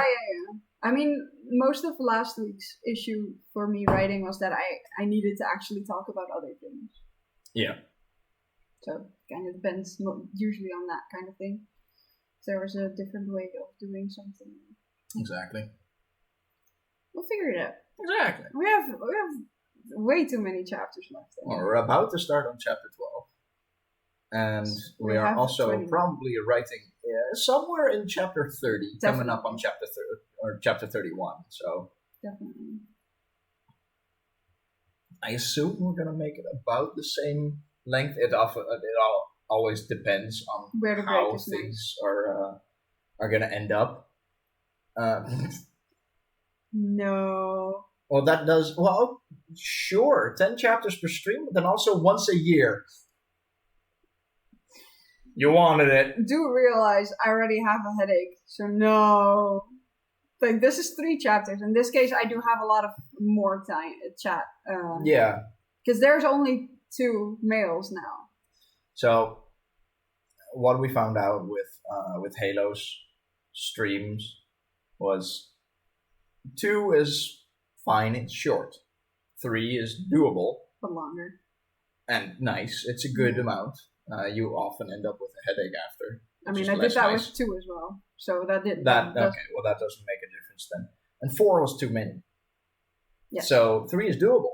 We can keep 3 up. And we also write about a chapter a week on a normal week. Every 3 weeks we have a stream. So every 3 weeks we have 3 chapters. Yes. So because we have a buffer, we can actually pause in between. Ooh, nice!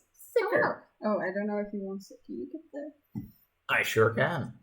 There's stuff on top. Oh god, avalanche. Don't worry, it's all indexer cards, no actual Yes, I noticed.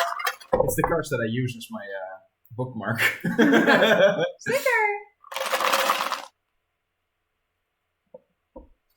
I don't know if he wants it. I don't know either. I don't know if he's even, like, coming off of wherever he is. Hello, Nate! Most likely the bed. How you doing, buddy?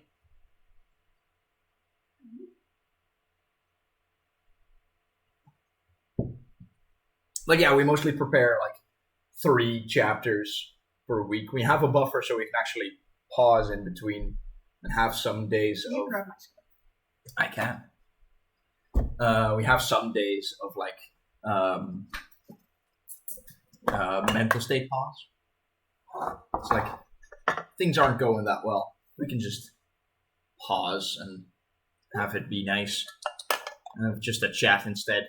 Come on. And Face up. If we need to, we would be able to just write every day, There you go. or 5 times a week, an hour, and have a chapter, or a little bit more than a chapter, every week. Yeah. 3 times between streams, so we would have, if all of our buffer is gone, then we can't make bosses anymore, we'd still be able to finish all of it. Yes. But then we have to work on it. We have to work every day to make sure that it works, and then we probably need to schedule in to have more writing time. Yeah, but I don't see that happening. Are you gonna really? No. No. He's gonna lay on my mouse. Of course he did. He's a cat. He's a mouse catcher. Little shit. Well, he's not just a mouse catcher. He's He's also a the finger you catcher. He's also a dick. He bit my index finger. Of course he did. Oh, what's that? Did Apple move? Sound. Oh no. He's looking around like, what the fuck is happening? I don't understand. Where did these people come from? Because he's been in the bedroom the entire day. Yep. He hadn't seen them yet. It's fine. But yeah, it's getting a little later, so let's go for the next chapter. Yeah. Yeah? Everyone else okay with that? Yeah.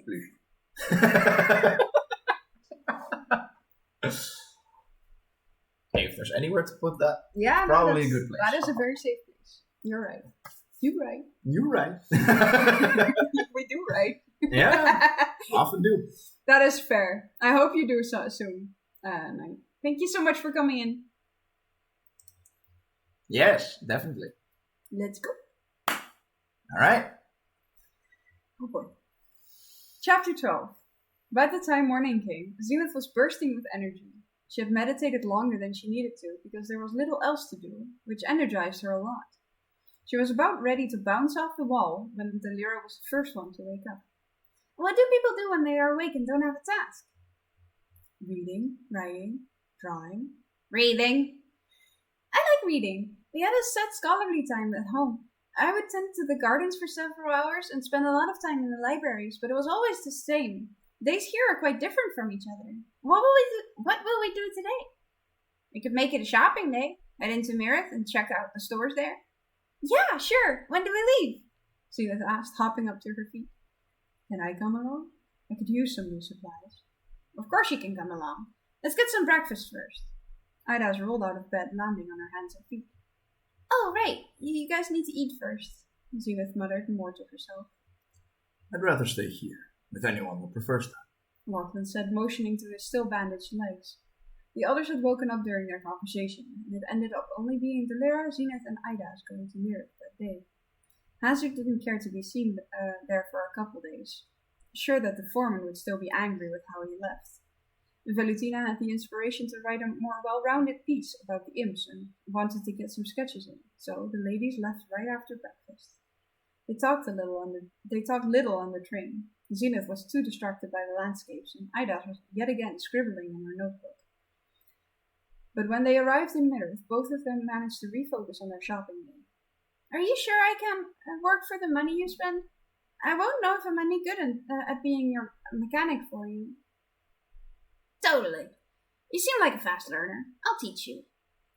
Where do we go first? You mostly needed clothing, right? Zenith nodded. Some shirts that accommodate my wings, and definitely some pants, preferably with pockets.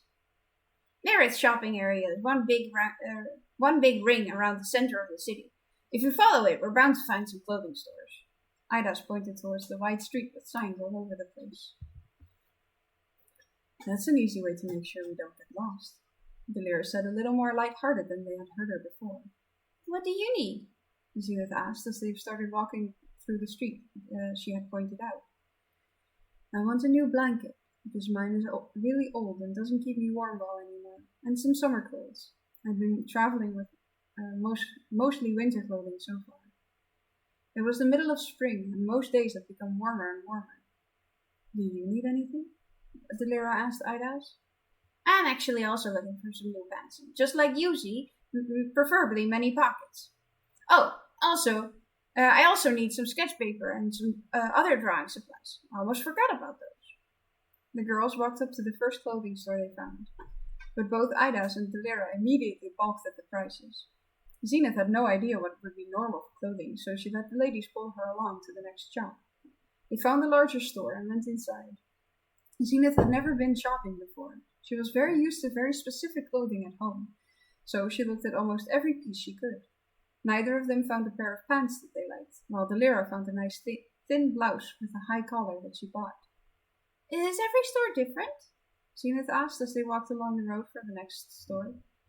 Many stores will sell about almost the same things for different prices to compete for the most profit. On the other hand, there are stores that sell products for a specific niche, like Ida's usual clothing. Zenith nodded and they went into another clothing store. At that one, Zenith had more success. The owner, a lovely lady with butterfly wings, immediately ushered Zenith to a specific section of the store that accommodated wings. She still asked Delira and Idas for their advice on every piece she held up. Eventually, they settled on 3 different shirts, differently shaped and colored. One had a lovely teal color that she was really excited to wear. Delira also bought a shirt there that was a lovely shade of dark blue, but they still couldn't find any pants. That wasn't too expensive? Zenith asked Idas as they went outside. I don't really understand the currency yet. Prices of things are hard to grasp. Many are priced to what the customer thinks it's worth. I'm keeping track of how much it is in total. Don't worry about that, okay? You'll understand how much something is worth when you start making money through work, I'm sure. Okay, Zenith said, her mind eased. I need to hop into this store real quick for the blanket, Delira said, pointing at one. My sketch paper is sold at that one. Will you meet us there? Idas pointed to the store on the other side. Delira nodded and went on her way. Zenith followed Idas in and looked around at all the different books and papers they sold. Just as Idas had gathered all she needed, Zenith walked up to her with a leather-bound book. Could I get this? And something to write with? I know we just came for clothes. Her voice trailed off. Idas giggled and shook her head. If you want it, grab it. You'll just pay me back in the end.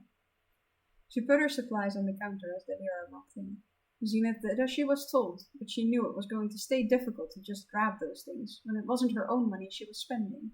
Not just yet. What's that for? You mentioned people write for fun.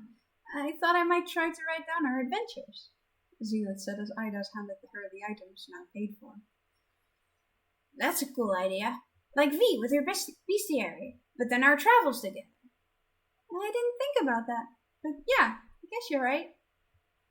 They went into 3 more stores after that, searching for the right pair of pants. In some of the stores, they would show each other some ridiculous pieces that no one understood. By being silly together, Zenith and Idas even made Delira chuckle. A little while after noon, Zenith and Idas exited the last store with 2 pairs of pants each. They all agreed it was high time to head back to Tarwan and rejoin the others at the workshop, so they headed to the train station, casually chatting and laughing together. Back at the workshop, just after the ladies left to do their shopping, Valentina immediately went to work on her bestiary. Hazard tested out his new leg, poking and prodding at the new parts. Who would have thought that those creatures could learn? I thought that was just a thing they did. You know more about them. I'd spill the beans so we know what we're up against. Valentina, who had been writing vigorously, stopped and came to sit at the table with them. Yes, I would love to learn more too. Well then, story times it seems. Not far from here is a dig site of ancient nymphan ruins. I was roaming the area when I heard a noise from there, so I went to check. A storm was brewing. A dark mist shrouded the site and high-pitched screeches were on. Within the fog I saw several figures, differently shaped, so I jumped down to investigate. Within the pit I found Zenith, Idas, and Delira fighting these pale monstrosities. Their bodies looked like they would be bipedal, but they were crawling on all 4s. By the time I was of any use, there were only 3 of them left, while the others vanished into the surrounding area. There were many, too many to count. I wouldn't be surprised if it was like 30 of them. Even the 4 of us against the 3 of them was quite the battle. I could subdue one with my music, Ida subdued one with some contraption, and one was already down by the time the fog precipitated. When the three were on the ground, Zenith got hold of some artifact, Relic, held it aloft, opening a vortex that sealed the creatures within.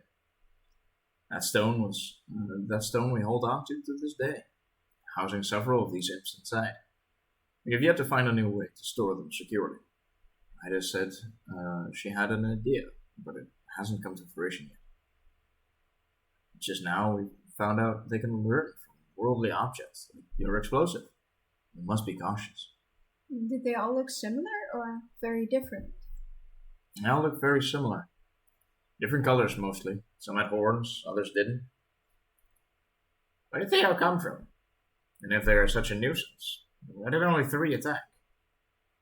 Up until now, we really don't know where they came from. They bursted out of a door that led to physically nowhere, like a pocket in space. We speculated that most that left so quickly split up to wreak the most havoc in the shortest time possible. A pocket in space? How would that work? Well, sort of like this. Lachlan said with a little grin. He moved his hand towards the side of him, but part of it disappeared into nothing, like it became invisible. From the nothing space, he pulled a fresh linen shirt and shook it out. Only capable of a small. That has no room for oxygen. It only really houses some of my belongings. He admitted, twisting the ring around his finger. It's part of the little magic I can do. What in blue blazes? That's incredible. Hazard jumped up from his chair and walked over to investigate where Lachlan just pulled the shirt from. Lachlan chuckled lazily. He used the same trick to put the shirt back. There was nothing to be seen from the outside, just that his arm vanished for a short amount of time. Pulls a lot of my energy, so I don't do it too often. I could also use some energy. Let's eat! Idas barged through the door of the workshop, followed by Zenith and Delira, all carrying bags. That sounds like a great idea. He made a beeline to the kitchen and started preparing lunch for everyone. After they had late lunch together, Zenith was the first to show off her purchases. She was especially proud of the teal-colored shirt. It had an open back which accommodated her wings well. You have been wearing that shirt since we met. If you like the new one so much, why don't you put it on? That would be the best way to show us, wouldn't it? You can change in the loft upstairs. Idas pointed to the ceiling. Zenith looked up. She noticed that the front of the loft was open and suspected that Idas used the open space to jump up there most of the time. So, instead of using the stairs that were meant for it, she opened her wings and within 2 beats she was up on the loft. She had kept her wings as tight as she could so she wouldn't stir up too much wind. That breeze will come in handy when summer comes, she heard Valentina chuckle. She changed into the shirt and glided back down to the others. It looks great on you, plus it suits your wings well, Valentina said as she landed. The others seemed equally amused by Zenith's new top. Thank you, she said with a friendly smile. Should we just discuss where we will search tomorrow? You think the one that escaped could be far from Mirth? They are quite fast, but I think scouring the outskirts for trouble should be our next action. Valentina and Delira both nodded at that. We didn't hear anything while we were in the shopping area today. We were also in the crowded center. Mirth is quite large. Zenith nodded at that.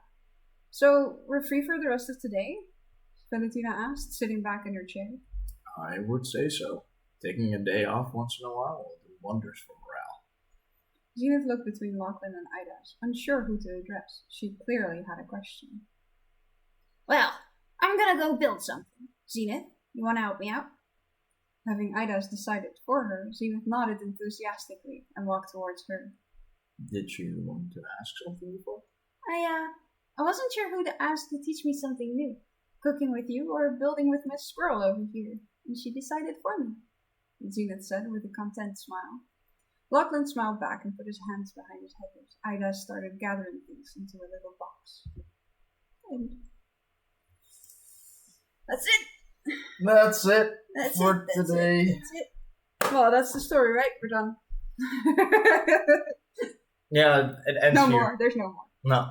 Next book. Yep. If only. That would be a very short book. Woo. Very uninteresting. What a curious ending. Yeah. I mean, in this case, it just happened to fall this way. next stream we'll start with whatever they are doing now, and it's probably just as meh as the ending is. But it probably still fit the best to finish the chapter there instead of somewhere else because of other things. A lot of the Halo chapters were like, oh, it ends on a cliffhanger. Yeah. And then the next time it ends on another cliffhanger. And every time it ended on a cliffhanger, like it was written for streams. Yeah. It was made to be this way. And that's not the case. But it did feel that way. I mean, in Halo we had more of an emphasis between we are finishing a day or we have a cliffhanger. Yeah. So there was a good chance we either finished on the end of a day Where it or a cliffhanger. Yeah, it was either done or it was suspended. Yeah. Suspenseful. And in Relic, it's a lot more just, we're done. The day is over. There's nothing more interesting. Yeah. And So- they need to figure out what they want to do, whereas the crew from Halo really needed to keep moving because they were hunted, literally, by two different people. Yep.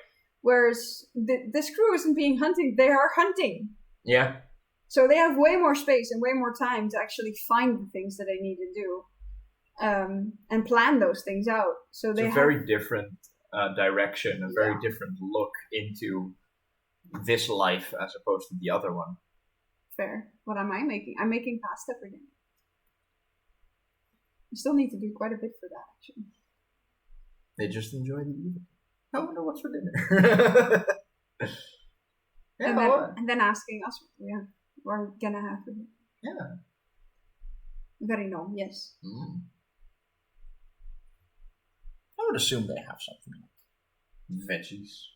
I mean, so far I've kept it kind of vague because it's often easier to do it that way. There's nothing to do that. That's lovely. I wasn't sure if that was gonna do anything. Apparently so. Yeah, apparently so. But yeah, we tend to have like stews and stuff because then you don't have to actually really explain what they're eating. Yeah. There is a feast coming Yes. that we described almost everything for. I did. I was being nice and said That's me. Keith's action scene. I mean, there's also a bit where Lachlan showed the skills that he said he has with styling of hair and stuff. So that's also a lot of fun. Schnitzels. Hell yeah. Oh, that's really nice. Yeah. I do think we're gonna have an explanation. Nope. We will not know what they had for dinner. I went to check. I needed to know now. So spoiler. But it is still a good chapter. I really like that one as well. I didn't read anything, so. No, that's fair. That was tiny. It was tiny, it was far enough away, I could not see it. I could. That was not an issue for me. That's no. Okay, cool. Alright, well, no raid targets this time. No. It happens. It happens. They will have food for dinner. Yes. That is fair. Spoiler, you'll never know. Cliffhanger. You know you have your cliffhanger anyway. Yeah, exactly. Just leave at a meh ending. It's like, but what could they have for dinner? Find out next time. That's fair. Oh boy. But yeah, I hope you guys like the story, the chapters. Also, I don't know if it now became clear when we were talking to Dragolf a little bit about the name, but Yes, Hazard. Hazard. He has now been named Hazard. Yeah. In chapter 12, it was actually Hazard. I mean, that's the moment Ida said, "Oh, that makes sense." Yes. That was when we started using Hazard, because Hazard is actually something that I came up with at some point. Big like, Boom was good. Dragolf mentioned that he liked the explosion aspect of things, so I was like, "Oh, that's hazardous," and I was like, "Oh wait, that's nice." So we have this character that is like, Big Boom is good. if you know Overwatch, it's basically Junkrat, because that is one of the biggest inspirations for how he looked and how he sounds. A little bit of how he acts as well. The Yeah. Hazard Wolf. I made my own spin on his voice because this voice is more, or is easier to do for me. Like I read a line, and then I need to think, oh wait, what voice was there? So I use this voice that I. Thank you. That I was about to ask as well. Good. But this is the voice that came up in my head. Like this is the closest approximation to Junkrat without actually thinking and doing effort into making that voice, so it can flow the nicest way I can make it. And I was just about to ask if that is a good voice, or should I change it in a way? Because Sir Farglin actually asked, like, you should have more chest voice and more breathy, a little bit tweaked, a little bit changed, and I doubt I ever really followed up on it, because it's the voice that I have in my head. Yeah. And I think the first time we talked about the voice for Hazard, which has been a while ago, we never actually did that when we did this chapter last Friday, but before then, I mentioned that the way he does his Hazard sounds a lot like I do my Idas. It's basically your own voice, little tweaked and rough. yeah, that's close. That's almost it. You go up a bit, I go down a bit. For Hazard, you go up a bit. That's a good point, Dragonwolf. That is a good point. Neither do I. Another leg or foot makes all sense. Yeah, right? Exactly. So yeah, Hazard just lost his leg. And a hand, right? Yeah, he lost his arm as well. That wasn't Not yet. No. mentioned. Oops. Yeah. So he's not entirely. Whole. Yeah, Spoilers? Yeah, sorry. he's not he's not in one human piece anymore. So we made that emphasis on him stomping his leg to like show off that it's metal and it rattles. And yeah, it's basically based on Junkrat. So I gave him the voice that I would give my discount Junkrat voice would be. So it's a higher, roughy voice, and that's pretty much it. It's almost Grotnix, but then low. It's almost Grotnix, but less rough. Actually, it's the same Maybe. lilt in the voice, Yeah, that's. and it's also kind of funny where we have the steps to get into a voice. You have the for Idas. for Idas to get in that voice, and because I've also played Overwatch and I know Junkrat pretty well, I have the way to get into his voice is by one of his lines from that game, and I usually just throw two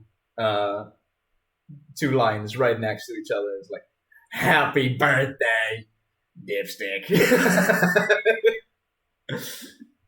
Yeah. Slightly crazed Big Boom Enjoyer who isn't exactly phased. His fake leg gets blown off. Seems like Junkrat. Oh, Junkwolf. Yep. So yeah, that's the way I get into that voice. It's like,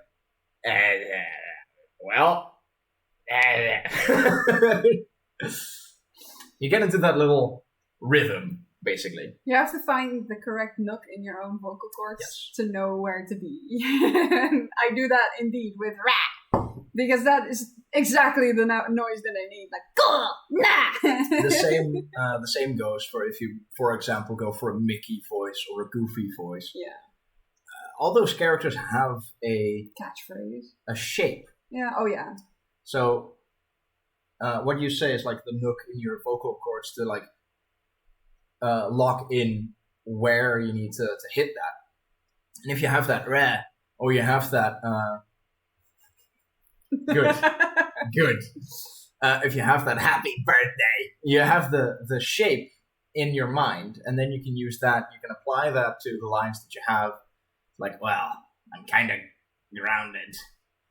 You kind of have to feel that to be able to use it in a different way than the catchphrases that they already have. Yes, exactly. So you have the little landmark of where in my vocal cords do I need to hit this, and then you have the line or the noise that they make, like a is such a different shape Yeah. where you would do that, but that noise has been ingrained into your mind. So you find it way easier. So that's easy to find, and then you can go from there.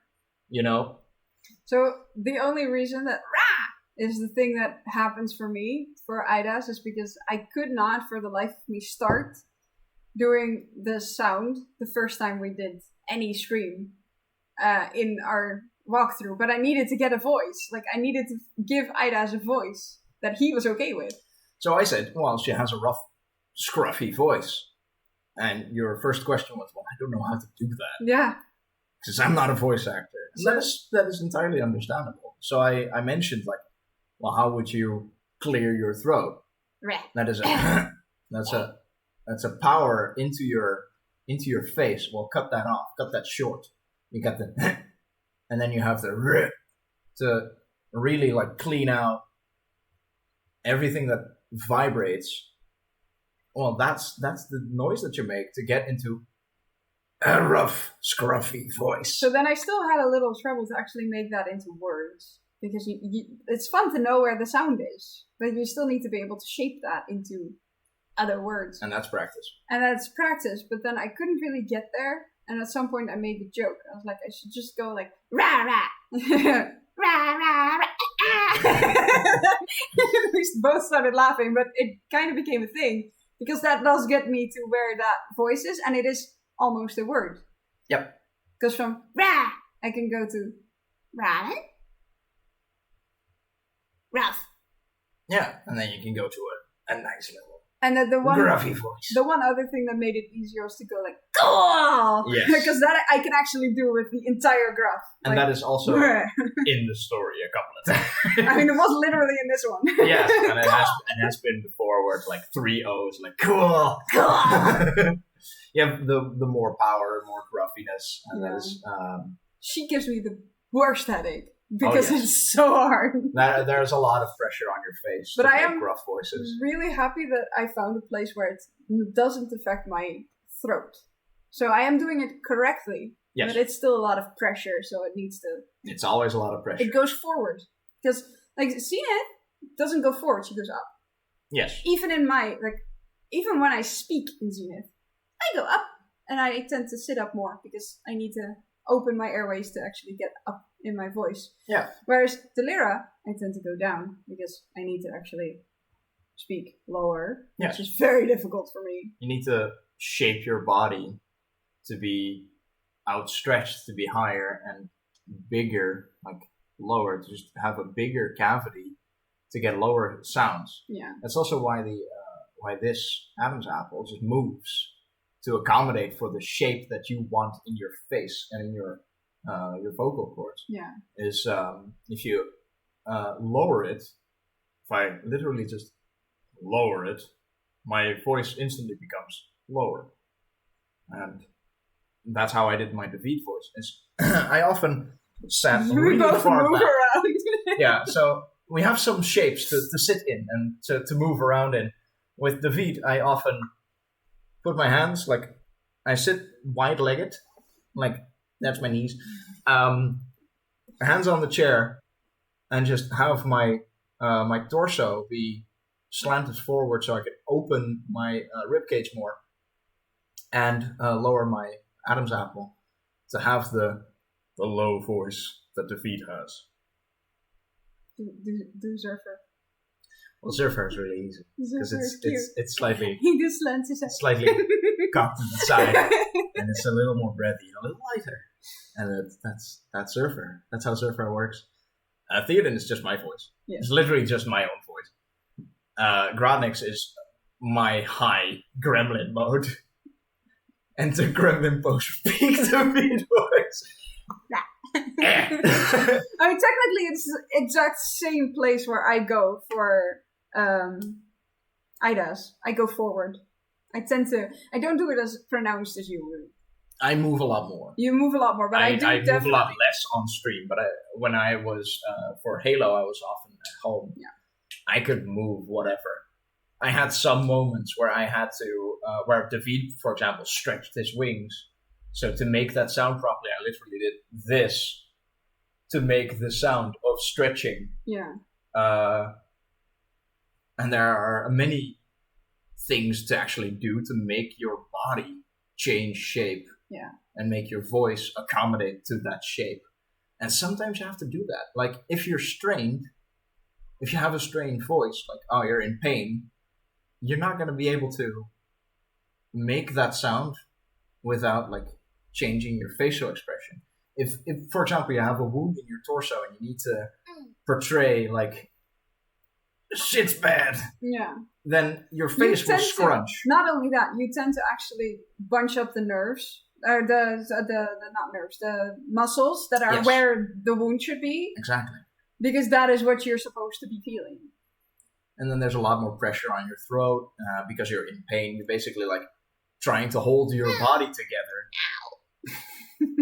So like, no, it's fine. I'm fine. It's fine. Don't worry about me. Just worry about someone else. That one is actually easier for me for Ida's because she is already strained. Yes. Technically. Yes.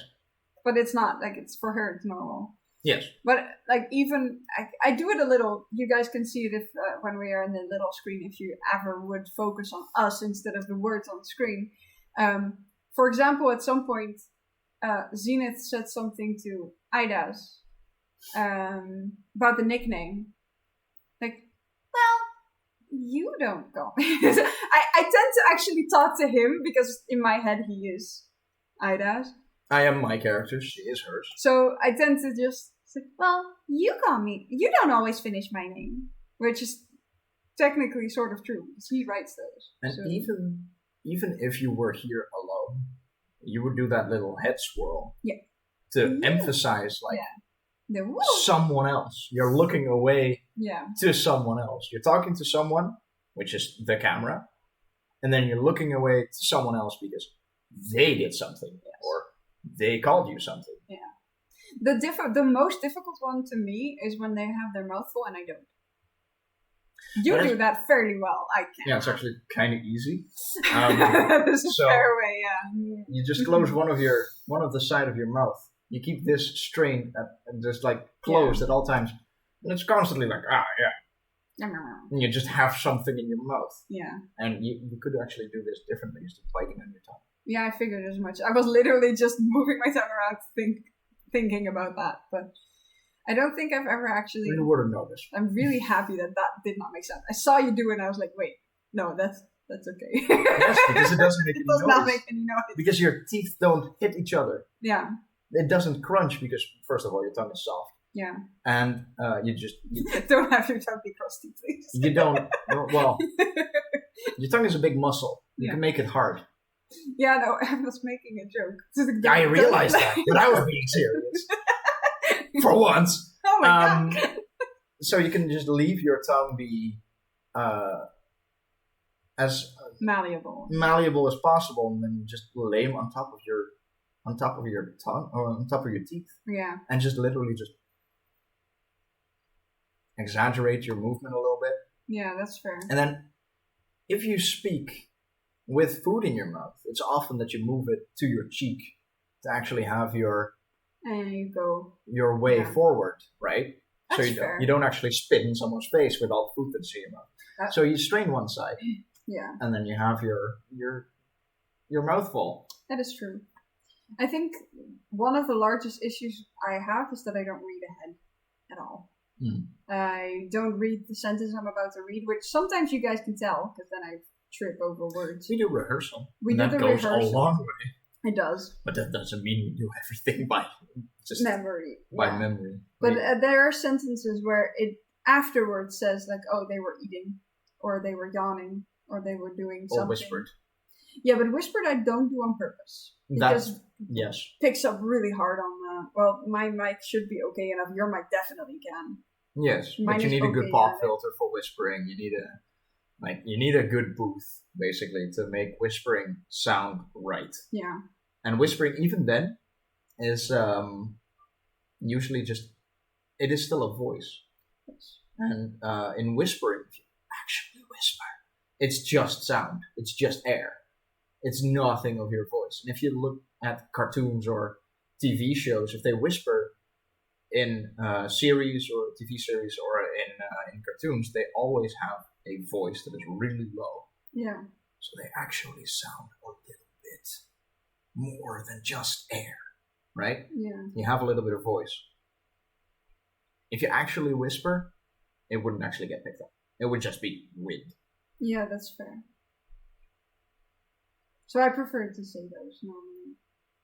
But sometimes you see it afterwards where you've read the line and you're like, oh, yeah, right. Oops. You knew that. That's also kind of why a screenplay is the other way around. That's fair. Yeah. It's like, this character does this is your text. And then the next. That's fair. I do prefer this as a reading way. Oh, yes. It is. This is how a book works. Yes. It's not a screenplay. Even though we see them in our minds, it's not a screenplay. I very much do. Yes. But yeah, I think it's ready for today. Yeah. I had a lot of fun. I hope you had too. Hell yeah. I hope Chad had too. Immediately it sounds like, oh, I need to check. And then not coming in together. I was like, and then nothing comes in because I said that, of course. I always like these streams where we just have the little voice acting talk Yeah, after and think of ways to make noises. it's good. And it's always the idea of like making noises is weird. Yeah. Because it's not normal to make noises or make voices. So you never learn how to. And then you talk about it and it's like, oh yeah, I guess that is the way you would change and feel that in your face and in your throat. Sometimes you also don't really know how to, like, you'll do a voice and then you don't remember how to do the voice. Yeah, how to portray it to someone else as well. Mm. Or do it again. Or do it again, yeah, reproduce that voice is sometimes really hard. Like, Yeah. especially if you make a voice in rehearsal, and then it's like, well, now we're on stream. I don't remember how I did that voice 2 days ago. So now I need to do it different. That is actually Ida's. Because she was way gruffier the very first time I did the walkthrough, and then we came here and did the thing. I was like, this feels a little better as for my voice as well. Yeah. And you had no issue. I think it's better than the first run with many, honestly. With many characters, you just... Again, it's experience. You need to find out what voice fits with that character and what voice clicks the moment you see their text. Yeah. So, yeah. But yeah, that's the dinner idea is a great idea. Yes. I'm gonna go call my husband and ask if I can start on dinner. I thank you so much for coming. Thank you also very much for watching. I hope you enjoyed as much as we did. And we'll see you next time. See you when I see you. Bye-bye. Bye bye.